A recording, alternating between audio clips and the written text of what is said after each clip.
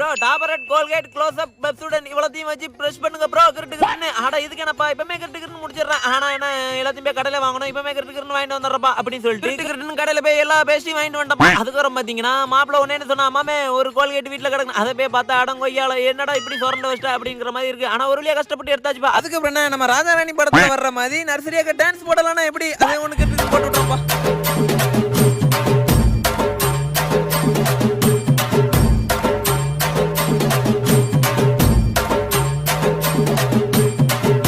நல்லாதான் டான்ஸ் ஆடிட்டு இருந்தான். திடீர்னு நம்ம டீம்மேட்ஸ் வந்து குறுகுறுன்னு பார்க்க ஆரம்பிச்சாங்க. ஓடுறா மாப்ள அப்படின்னு சொல்லிட்டு காஸ்டியூம் எல்லாம் மாத்திட்டு வந்தாச்சு. அதுக்கப்புறம் பாத்தீங்கன்னா கிரிட்டு பல்லு விளக்கிட்டு இருந்தோம். பக்கத்து வீட்டுல வேற சண்டை போட ஆரம்பிச்சாங்க. ரொம்ப இன்ட்ரெஸ்டா பாத்துட்டு இருந்தோம்.